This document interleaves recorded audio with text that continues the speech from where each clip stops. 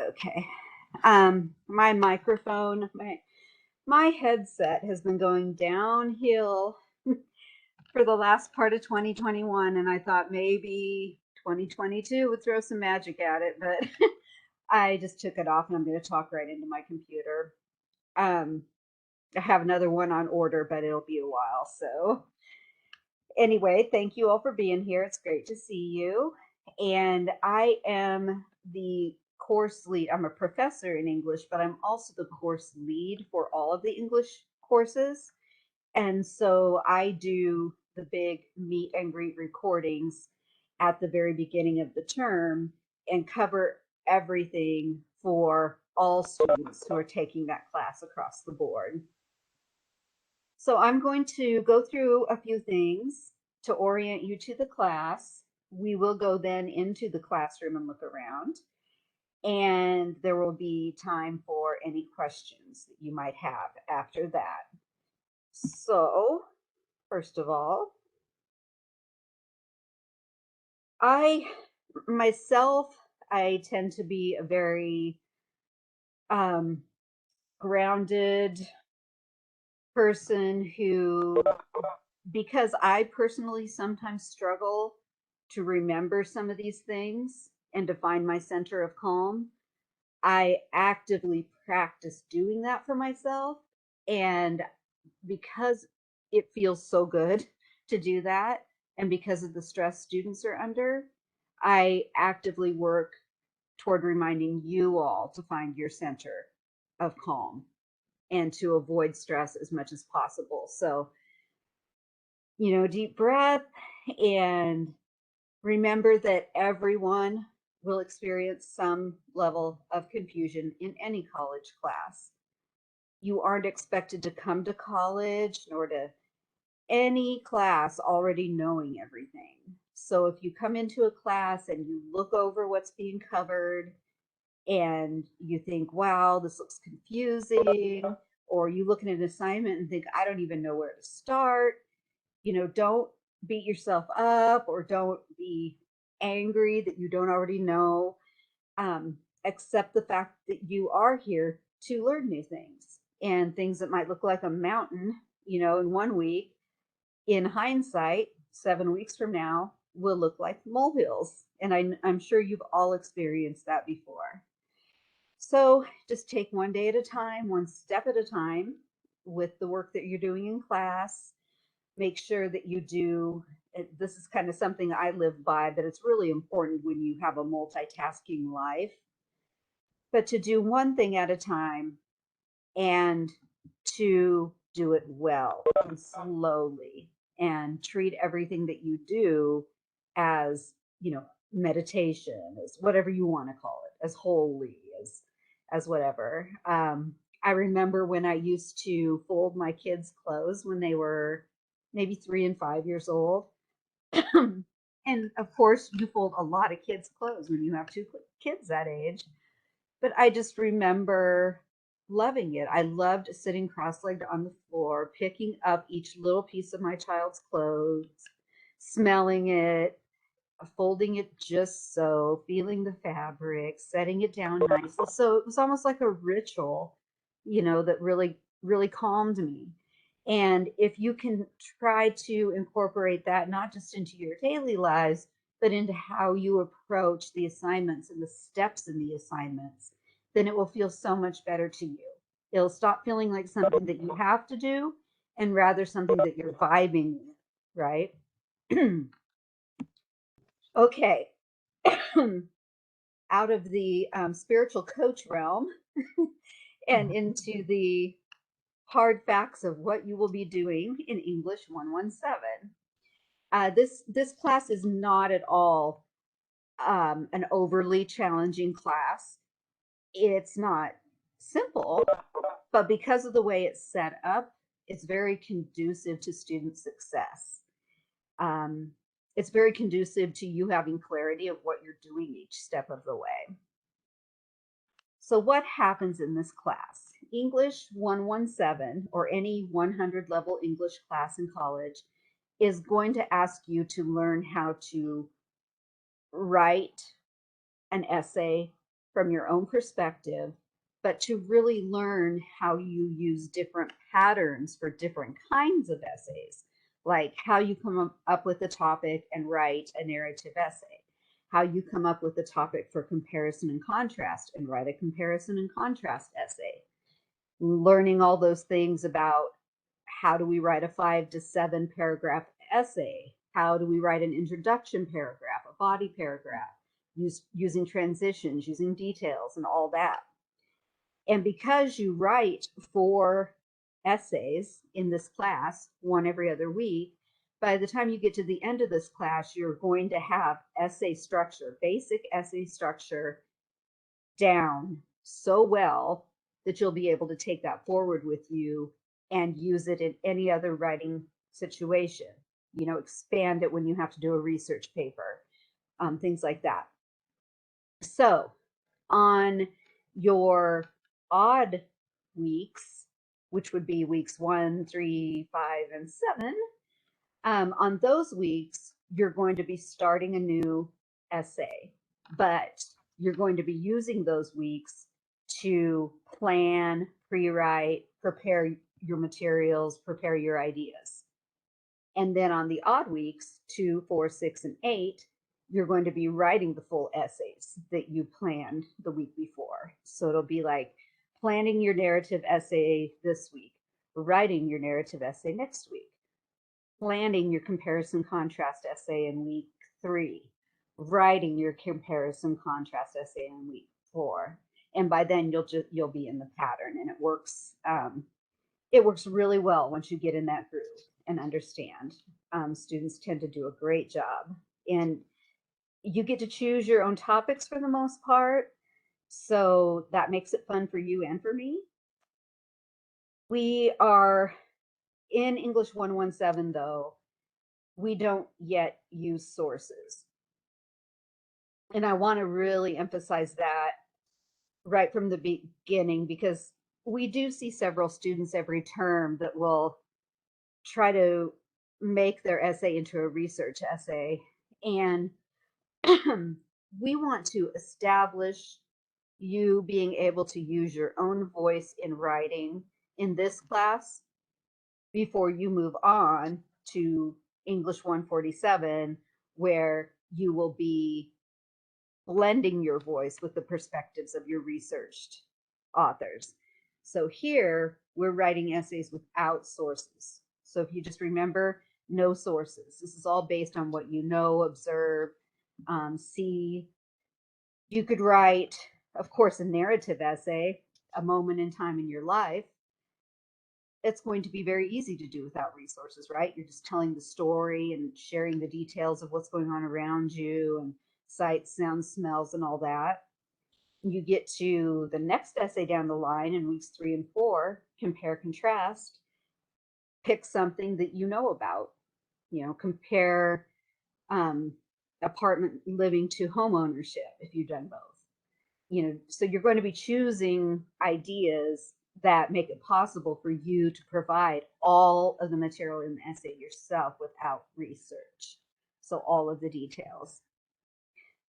Then, in addition to the writing part, you're also going to brush up on grammar, because who doesn't need that, really, right? But because this is an English class, grammar is going to be a major part of that. So I think it's weeks 2 through 7, because I don't think we have a grammar quiz in weeks 1 or 8. You'll have a grammar quiz on, for example, commas. I think that's in week 2. You'll have another quiz on sentence fragments, one on run-on sentences, and so on. Some of those simple mistakes that people tend to make often, we'll have quizzes on those. And then, of course, you'll have a lesson before you take that quiz where you get to practice. And the only other item will be that you will fully participate in the discussion every week. And that means making one rich main discussion post and replying to at least one other person with depth and detail. So you'll either have an assignment, you will have an assignment every week. It'll either be a plan or the essay itself. You will have a grammar quiz almost every week, and you will have a discussion every week. So that's how the class is set up. Get out of annotate here. And so I've kind of done this a little bit already, but based on what I have just said, I would like to kind of go a little bit more in detail into the first half of the course so that you understand that what you're doing today and tomorrow and how that fits into the bigger plan of the course. So as I noted, in week 1, you're going to brainstorm and plan ideas for your personal narrative essay. And then in discussion, you're going to discuss narration, and you'll have a chance to play around with your ideas too there. In week 2, you will complete your full final draft of the narrative essay. In discussion, you'll talk about descriptive writing, and you will take a grammar quiz over sentence fragments, and so on. Week 3, plan your comparison contrast. In discussion, discuss comparison contrast. Take grammar quiz, and so on and so on. I won't deeply go into all this, but you can see that same pattern all the way along. We did narrative planning, narrative essay, comparison contrast planning, comparison contrast essay. Now, starting in the second half, we're going to do cause effect essay planning, then writing the cause effect essay. And then finally, evaluation essay planning and writing your full final draft of the evaluative essay. The only thing in week 8 that you have that you won't normally have is there's a little reflection assignment as well. So you have 2 assignments due for week 8. Okay, I'm going to pause at this point and see if so far there's anything anyone has questions about before I go into the classroom.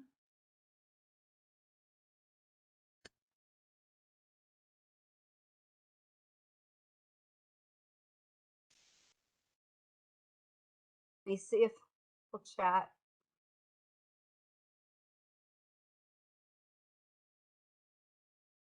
Okay, well, I will just carry on then.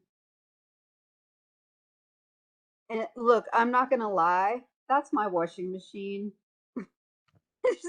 It's like 2 rooms away, but it's really noisy, and so I'm just busting through it. Hopefully by the time we do have some Q&A, it will have settled down a little bit.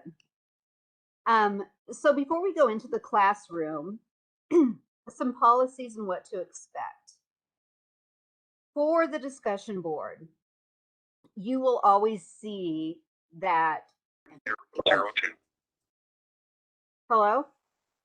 Hi. Hi, did you have a question? No. I just think I'm just supposed to review this. Calling for assistance with your credit card, please call 877. Well, I'm doing an hour-long meet and greet to where I'm telling everyone what to expect from the class.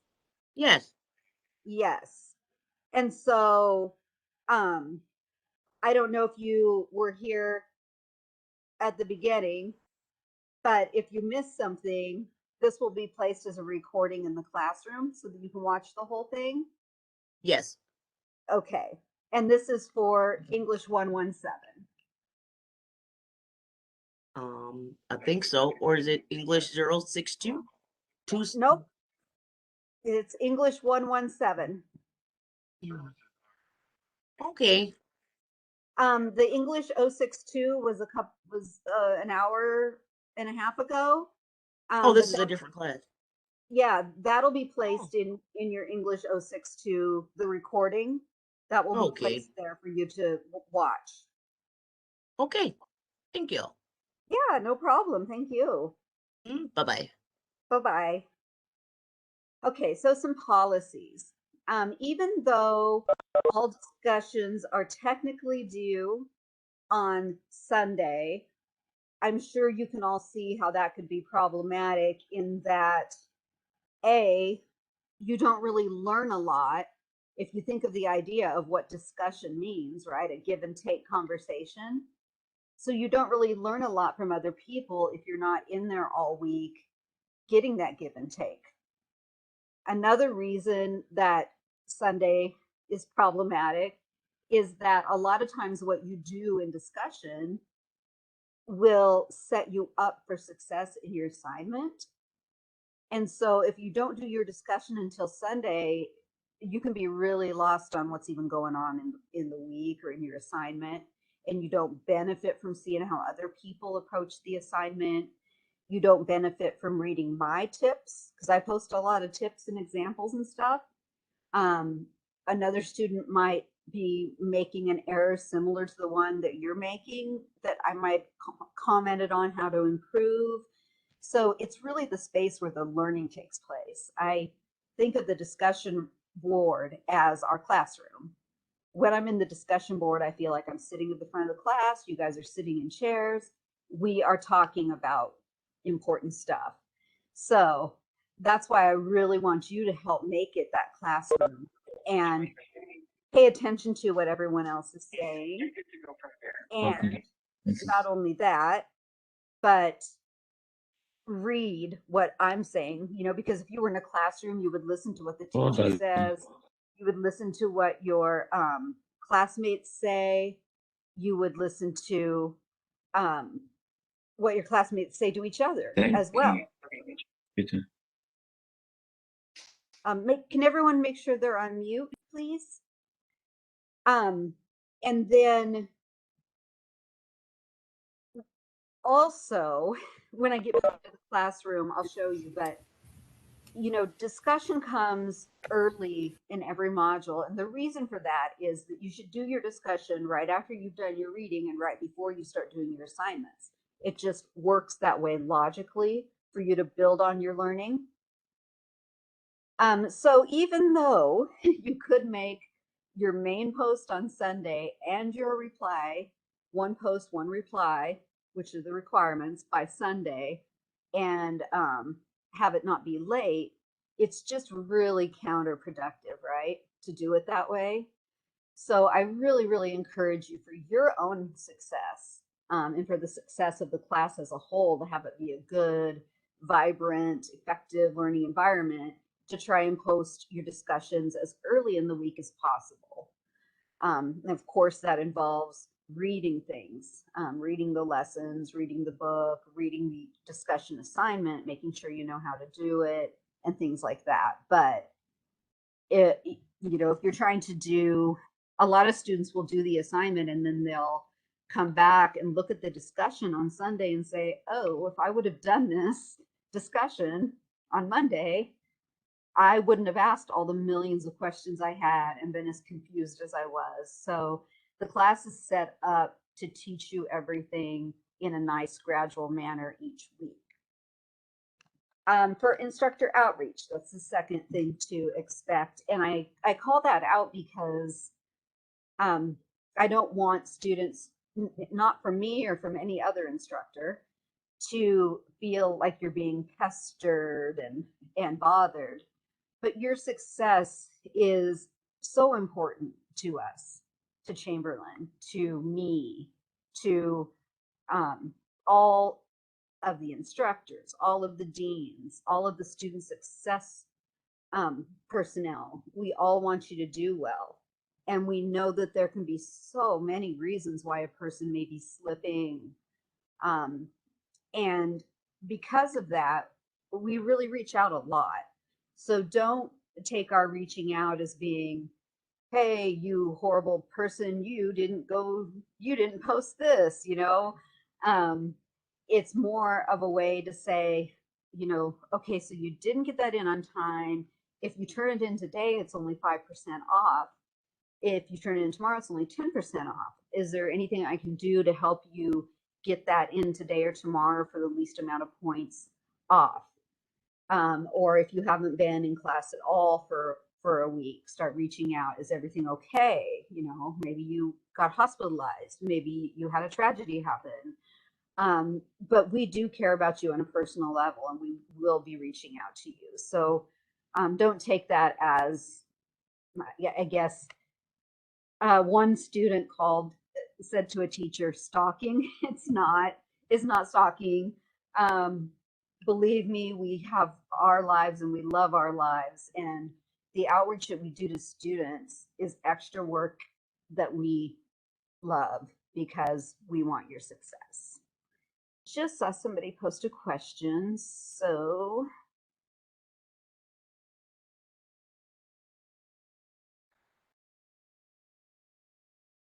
um, but you can't wait to fold the clothes. Um, Sorry, somebody commented privately to me on my laundry example. Um, can we post a reply on the same day we complete our main discussion post? You can, but you'll lose 2 points. One of the categories in the scoring rubric is student posted on at least 2 separate days. So that's even another reason to post earlier in the week so that you have some time to reflect between your main post and your reply.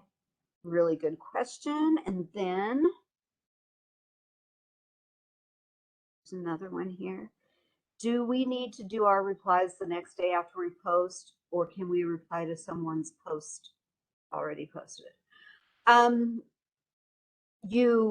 Technically you're required to do your replies at least one day after you do your main post, but you can do them anytime. You can wait 2 days, you can wait 3 days. Replies are always made to other classmates' main posts. So, if the next day you go in and there's a classmate's main post that you want to reply to, then you can do that.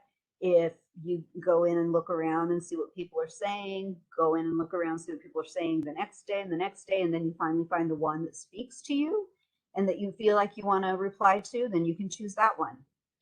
Also, you can reply to as many people as you want, but there will be the one that is graded, that is the most depth in depth, detailed, answers the questions and things like that. So you can converse as much as possible. Great. You're very welcome. I like a vibrant classroom. I like everybody to have fun and to, just honor one another and show love. That's what I love about teaching. So there's another one. I think the next one's going to say, let's go to the classroom. Nope. Here we go. Oh, I almost forgot about plagiarism. Okay. I'm going to talk about books in a bit. I just saw a pop-up question. Let's talk about plagiarism. Plagiarism is taken very seriously.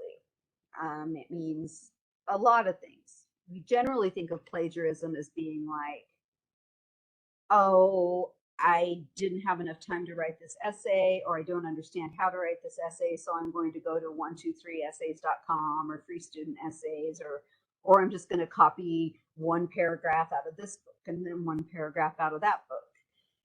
We tend to think of those as being the common types of plagiarism. And in classes like ours, where there's no research allowed, that does tend to be the biggest kind of plagiarism. Or, my friend Susan took this same class 2 years ago and she gave me all of her papers. And so I'm going to use one. Just know that everything we have here goes through a plagiarism checker, and that if anything is copied, anything that another student has ever turned in is stored in Turnitin. Everything that, anything on the web, like your essay sites where you can buy essays or copy essays, that's all Turnitin picks up all that. Turnitin will pick it up if you take 2 lines from a website, and your essay will be handed back to you ungraded. Even in a research class, if you haven't cited it properly. And so because we aren't learning citation and all that here, some of you may know how already, some of you may know nothing about it. but we're taking that factor out because this isn't a class that teaches how to avoid plagiarism when using sources. So we just don't use sources. And therefore, your Turnitin reports will, any matching is going to mean that you've plagiarized and have not followed instructions, that you've used stuff from somewhere else. So just make sure that you write your stuff. You're on your own. Another common place is discussion boards, where someone will wait till the end of the week. This happens, I see it all the time, but I also catch it all the time. And my colleagues see it and catch it all the time too.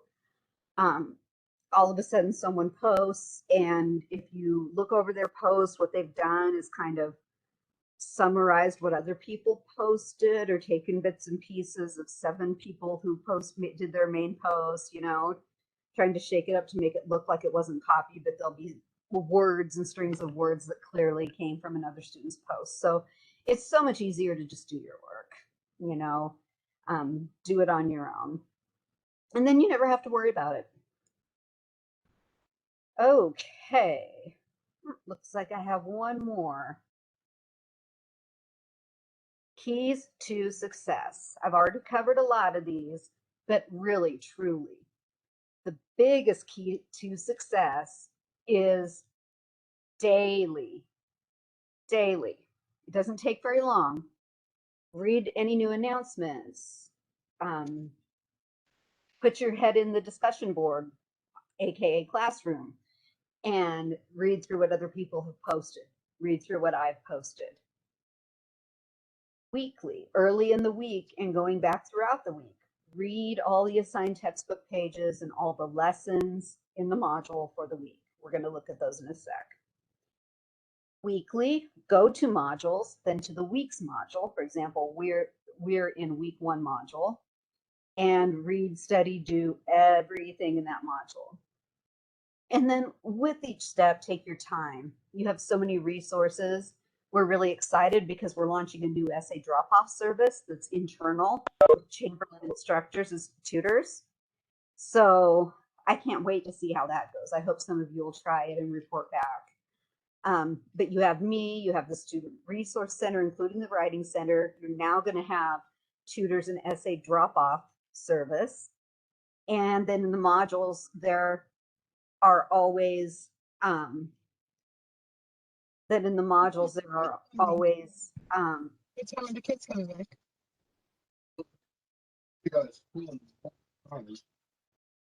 in the modules there are always suggested readings.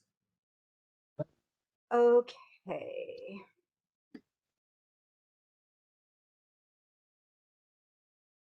Sorry, I'm going through the chat here. Okay, I'm going to stop annotating, and then let's take a little tour of the classroom. So I'm going to share. That's actually my meeting room, but the classroom's right over there to the left. Now, I'm going to shut some of these out so that you can follow what I'm doing here. Okay. Just in case you need a refresher, you get to your classes by going to Canvas, which is a symbol, this Chamberlain symbol. And then you'll have some general university-wide announcements, like how to get to the Writing Center, which is really good. We've been working all last year to get our English as a second language resources up. It is up, and I could not be happier because we have so many students for whom English is not their first language. This is going to be the place for you to go. That's great. Then to get to your classes, you'll go down here and you'll see the classes that you're taking. And we are doing English 117 right now. And see, I'm doing a right click, open in a new tab. I tend to do that a lot because then I don't have to keep on going back. Like if I want to go into like several of these and have them open and work in them, I just do that. Then this page stays where it is. So it's kind of nice. But yes, Every day, you need to read any new announcements, and you will have to click on the title to read them. These are always really important, like this one. If you're having trouble getting started with discussion, I've taken the time to really write out some steps and ideas for you. And then if you just go to the main announcements page, there are some preloaded announcements because my daughter has surgery around that time. So I went ahead and preloaded up to that time, which I usually don't do. But make sure that you read all the announcements that have been posted so far, like late policy, welcome to English 1.7, read carefully, overview of your week 1 tasks, special plagiarism announcement. I think this one actually has a video in it. Yeah, it does. So that's important. So you can always get to announcements by clicking on it. Make sure you read new ones. But the really important part is modules. Anytime you get lost, I always try to make students remember magic modules, magic modules, magic modules. Because if you get lost going around in places and clicking links, you always have this menu here, and modules is always right there on it. So if you get lost, go back to magic modules and you'll have that page that has everything on it. And so, of course, during the first week, you have to do a few getting ready things, like the student attestation, which basically says, I am who I say I am. And then the introduction to the class as a whole. You're going to want to go through some of these. Some of these are going to be things you're already familiar with because you've worked in a Canvas class before. Some of them, yes, you can do your first assignment without the book, but after that, you won't be able to. And your book is housed right here. So anytime you go and get your textbook assignment for the week, and then you're like, okay, where do I go? Magic modules. There's my book. And then when you've purchased it, you'll be able to open it. And there is an announcement in the announcements in our class on how to get the book. But it's just really cool because you can browse it so many different ways. You can enter a page you want to go to. You can use tools, highlight, add a note.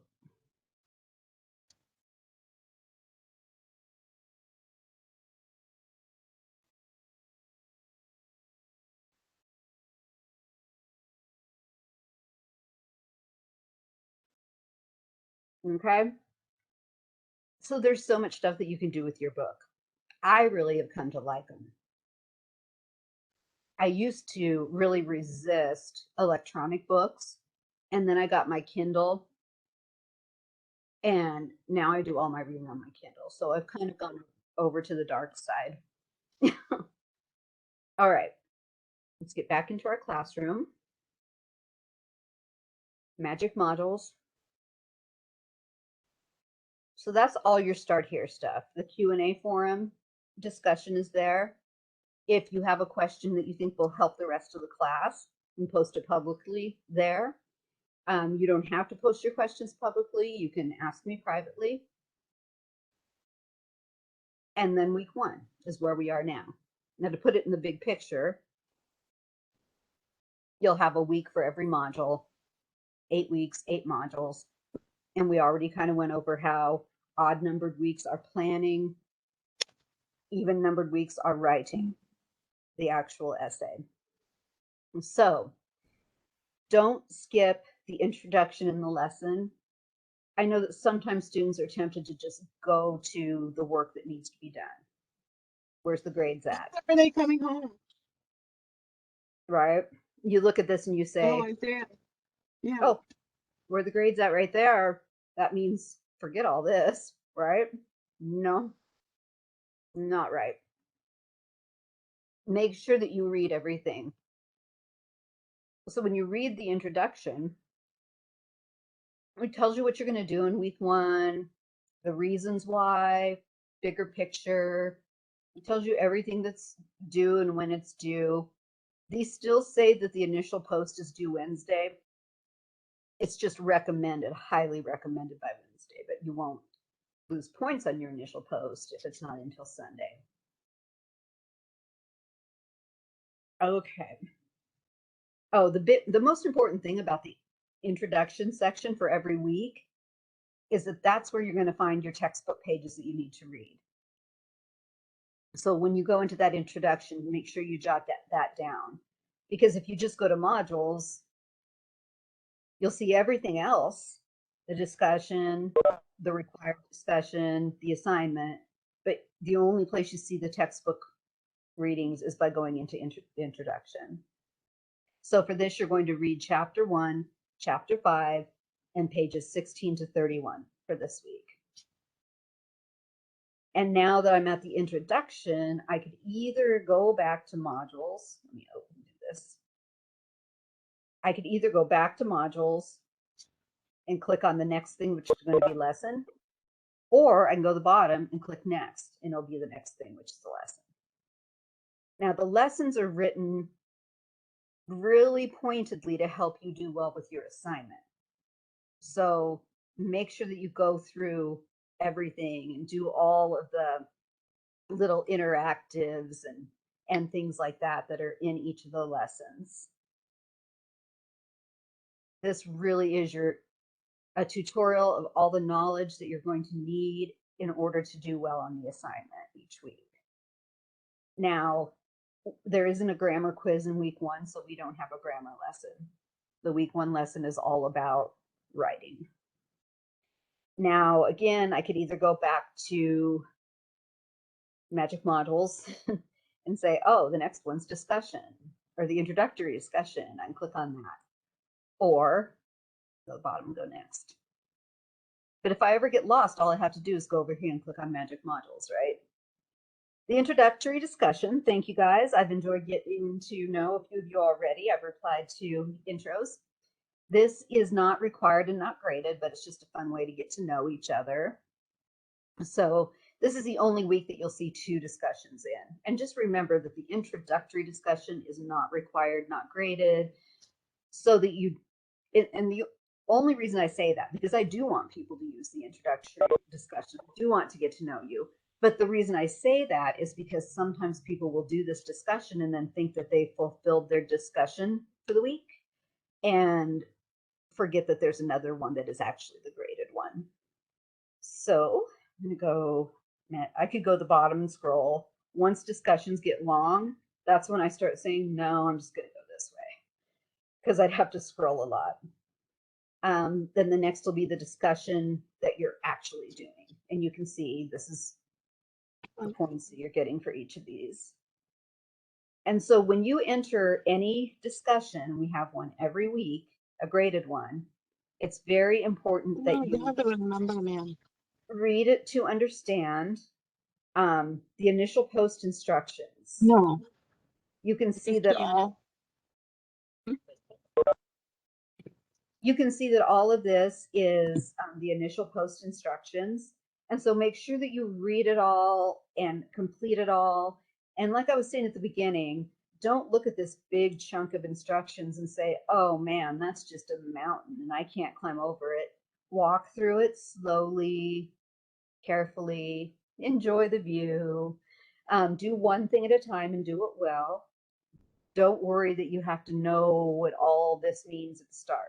Just work your way through it and you'll have a good post. In fact, you're provided with a beautiful sample post. And I think that that's really, really helpful. The other thing that I like to remind students is that to get a good grade for your reply to a classmate, you need to, with depth and detail, respond to all of this. So you might go through and comment on a few people and say, oh, wow, I never thought of that. Or, you know, that's really interesting to me. but at least one of your reply posts has to be very rich, detailed, and answering these questions. And again, really try to make your main post as early in the week as possible so that you understand what's going on, so that you can understand your narrative essay. Okay, I'm going to go back to Magic Models. And your week one assignment, most of the odd numbered weeks when you're planning an essay have a worksheet. We call them templates, and a sample. So the planning that you're going to be doing towards your narrative essay is guided. It asks you questions, and you use this worksheet, fill it in, and turn it in to that assignment, which if you're a student, you'll have a place to submit at the bottom of this page. And then here, just like, thank you, Rachel, the sample post, yes, so helpful. You have a sample assignment too. So that'll be really, really super helpful as well. You can, see how the sample is done if you feel unsure that you're doing it right, and use that as you create your own. Now for us, that's the end of this first module. If I hit next, what I'm going to get is week 2 introduction, because that was everything in module 1. Now I'm going to go out to modules, magic modules again, and you can see now that the weeks are going to be a little different. Now you have, yes, the introduction that has the explanation of the week, textbook chapters, but then instead of one lesson, you now have 2 starting in week 2. One has to do with the writing you're doing, and the other has to do with the grammar that you're studying. And then you'll have a pretty much stabilized progression of a discussion assignment, a writing assignment, and a timed quiz. So that will pretty much be what you do. And what I do want to note that with your quizzes, you do have a full hour, and they're all open book, open, everything. So really, really, really take your time. There are, I think there are 10 questions worth 2 points each. So if you're doing 10 questions in an hour, there'll naturally be some that probably seem like obvious right answers to you, so you can get those out of the way. But the ones that don't seem immediately obvious to you, maybe take some time looking through the grammar stuff in your books or in our writing center or, in our lesson to see if you're making the right choice. So I find that that really is the biggest determinant. We study all the quiz grades at an administration level, and the lower quiz grades are the ones where you see how much time did this student spend here, 12 minutes, So no matter how good you think you are at grammar, no matter how much you think, well, I'll just guess on the ones I don't know and get this done, keep in mind that points are important. I'll go to the syllabus here. One good thing about general ed classes is that unlike in your nursing classes, you only need, here we go, you only need 600 points to pass. I know in your nursing classes, it's much higher than that. You maybe don't want a D, but you're not going to fail as long as you get 600 points. And that leaves you 400 points you can lose. But if you're shooting for an A or a B and you're losing like 12 points on every quiz because you're rushing through, that adds up really fast. Deciding that you're just not going to post a reply 1 week in discussion because you just don't have enough time, that's going to cost you 10 more points. So just do everything and do it well, and you will have no problem especially these grammar quizzes, because I just encourage you to use every resource possible. One thing I do is take like one of the possible answers in the quiz, and I'll maybe type it into a Word document. And if my Word document says there's a grammar error, I'll look at it and say, okay, maybe this isn't the right answer for a comma being used correctly. Because the purpose isn't to, quiz you and see if you can guess right. The purpose is for you to learn, right? So you're not learning unless you're exploring and really going through them and seeing the why and the how. Okay. Nice. Okay, let me see if there's anything else on the old PowerPoint. I already mentioned this. Some of these things, yeah. I'm a really open here for you instructor. But I'll be straight with you. I actually have complex PTSD. So if I get a text or call at 10:30 p.m., even though it's understood that I'm not going to answer till the next day, you don't expect me to be answering at 10:30 p.m. Oh, I probably won't sleep that night. So, just try to keep it reasonable. And as I said, you only need a D to pass, so don't feel like you're failing if you aren't earning an A, and you can do that. Do you get feedback on how our discussion post is done? Maybe something we should work on next time. Really good question. I grade everything early in the week and I give feedback on everything I grade. And then in discussion on the actual discussion board in the quote unquote classroom, as I said, I don't reply to every single student every single week. But the replies that I do, let's say that the 18 of you end up posting to the week 1 discussion, the graded one. I might go through and reply to 6 to 7 different people, maybe grouping replies for people who posted similar stuff, noting if I see something that often causes an error for students and bringing that up. But yeah, I do. When we're in discussion, we're learning how to do our assignments better. So I do, with my replies, lead you toward doing your assignment better. And then when you get your discussions graded, if there's anything technical or number related that you could do better so that you know next time, you'll have those right away. I usually grade those on Monday. So even as early as the Monday of the following week, you'll already have feedback on how you did in discussion and feel like if you have something to fix, you'll have plenty of time to fix it. Even if you post by Wednesday, which please, I hope you all do. Just kidding. You're not going to lose points nor favor with me if you don't do that, but keep in mind it is really helpful. Let's see what else. And yes, this meet and greet recording will be placed in every 117 classroom. Review as often as needed. And here's to a wonderful first session of 2022. And what final questions do you have? I'm ready, willing, and able to jump back into the classroom if you have questions that require me to do that.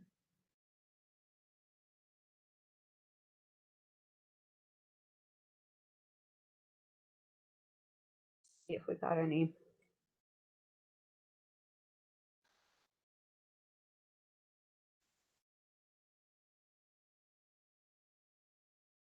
And if you're trying to speak, make sure that you're not on mute.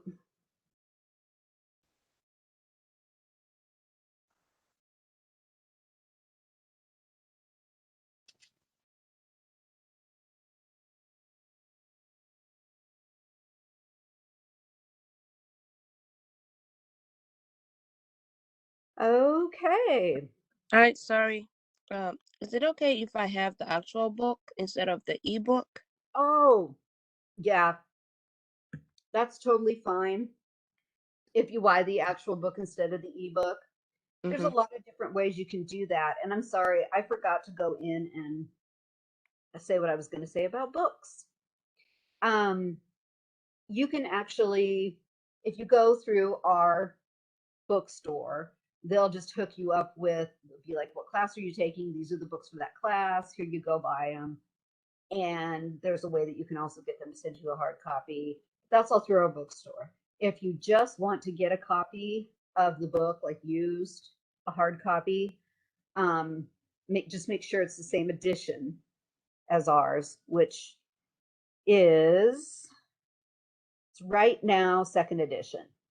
And you should, to be honest with y'all, you should be able to find a whole bunch of second editions used if you go to, Amazon used and stuff like that, because they have the third edition out now that's going to be starting next semester. So there are going to be a lot of defunct second editions. 14, yeah. It's not always easy to get the right edition and to get it for, someone just said $14 on Amazon. But because the second edition's been, save some coins. Book buying is so much different now. $7, nice forgiveness. Yeah, so there's just piles and piles of these second editions laying around that nobody's going to want anymore, because a lot of colleges have already have the third edition in there. We're starting it next term, so you guys can all get these used really nice. You can also get APA manuals used if you want to. That was the other thing I wanted to talk about.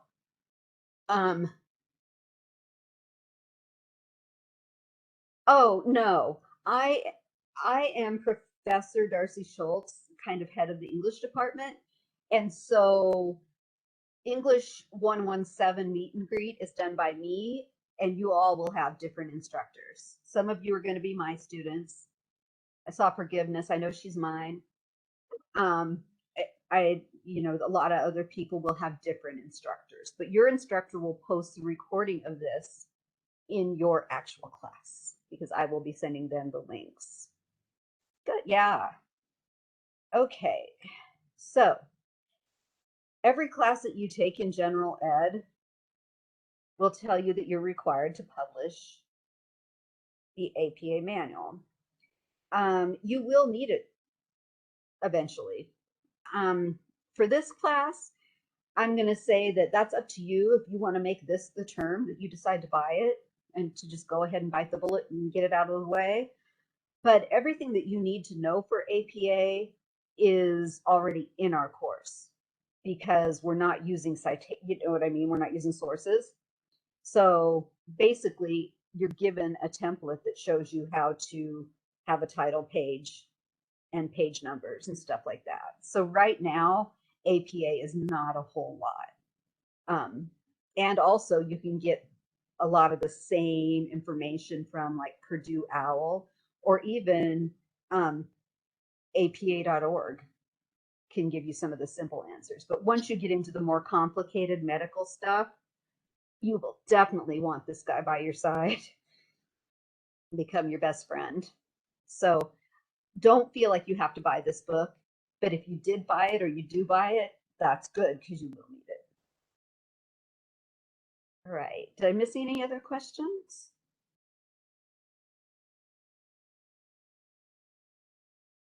Let's see. Yes, my phone number is in the syllabus and probably in a couple of my announcements too. So go ahead, and what I prefer is a text first. And then I'll get back to you on, if I'm ready, then I'll sit right there and have a conversation with you. If I'm not, then I'll text you back and tell you when I will be available. So, and if you're really struggling and you ever feel like you need to jump on one of these, what we're doing right here, just let me know, because you and I, or maybe 2-3 students with me who are all having the same questions and having the same struggles, we can maybe jump on together and have like a mini class. I could announce to the whole class and say, hey, if you're struggling with this, we've had some requests for a live session, and tell you when it's going to be. and all that. So I'm really flexible about your needs, basically, what you feel like you need at that time. Okay, let me also see here. There was a Q&A.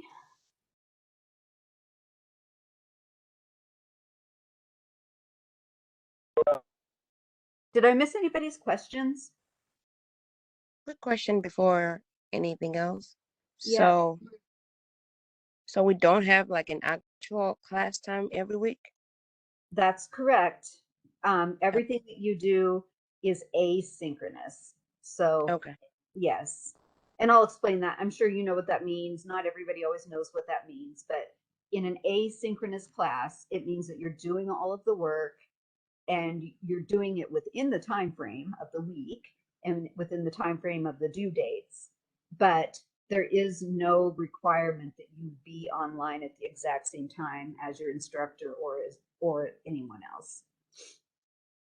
You can choose to do that, but otherwise it's all asynchronous.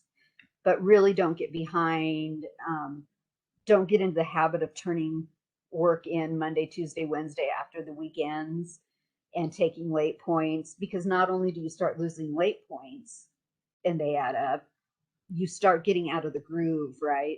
You know what I mean? You start getting out of the feel of being with the class. The herd is ahead of you and you're kind of walking off to the side and trying to do your own thing, and that's just not the best feeling. So I know we're all gonna have a blast, and I really look forward to working with those of you who will be my students. And we have the best English instructors in the world here. So if I'm not your instructor, you're still gonna have a great time. It's wonderful people all around. Any final questions before we go?